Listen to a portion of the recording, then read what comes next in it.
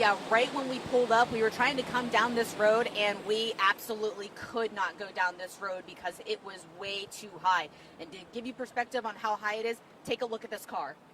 This car is abandoned, underwater, probably at least 2 to 3 feet high. It's definitely going to be going into the car. It's going above the bottom of the door. So this flooding is so substantial here. And Northport police tweeted, or excuse me, put on Facebook about 3 hours ago that water is rising here.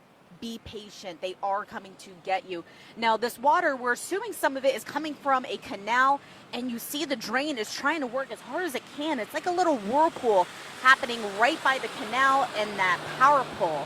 I've never seen anything like that, but it shows how much water is on this road, and you can see these cars right here really taking it slow because they definitely don't want to end up like this Jeep did right here. So, and they're pointing to this car right here as well, just trying to make sure that their car isn't flooded again. That's why we didn't take our car down here, because we weren't sure how deep it is. But if I went out in the middle of the street right now, it would probably be above my knee.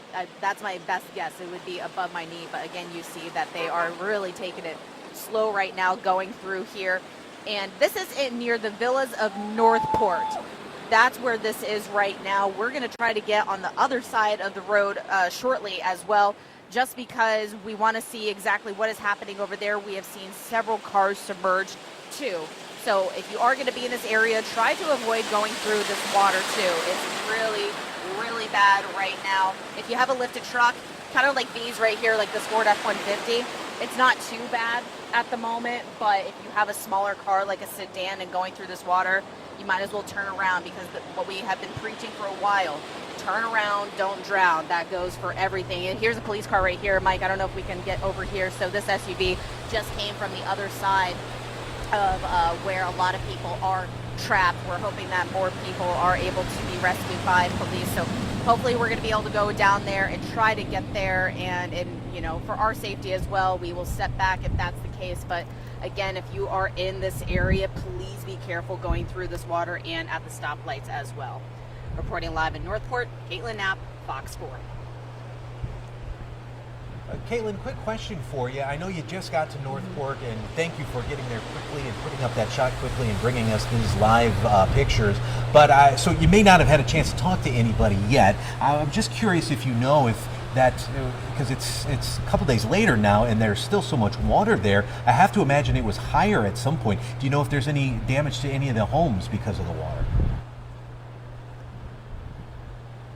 So we got here and we saw a lot of people clearing up a lot of tree limbs, and we didn't really see any houses that had the water up to their house as far as any sort of flood line. It really seems like it's centralized in the middle of the road, kind of almost caved in a little bit. I'm not sure if the road is at an angle, because we can't see the road right now, unfortunately. But just driving around, we haven't seen any water lines going up to a home. Like this home just ahead of us that Mike is zooming in on right now, it goes up to the power pole, and a lot of these houses seem to be slanted and on some sort of an angle. So we're hoping that none of these houses got flooded. Oh, take a look right here, Mike.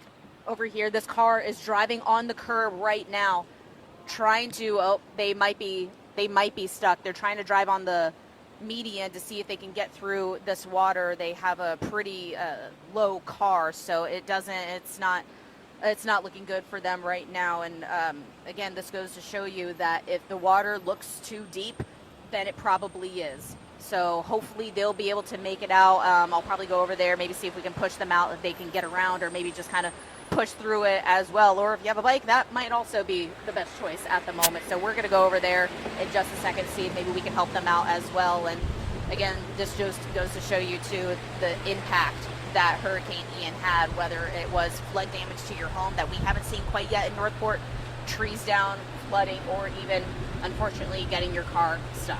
Chris. Kaitlin, do I see somebody walking over there, or is that the person who's in the car walking out of it? I thought I saw somebody walking over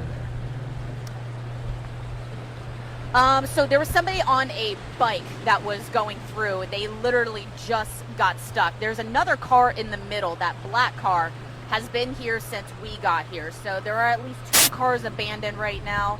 There was one gentleman that was walking before, probably about 3-4 minutes ago, and the car is trying to make it through, possibly. going back down on the ground, really testing the waters right now, to be completely blunt with you.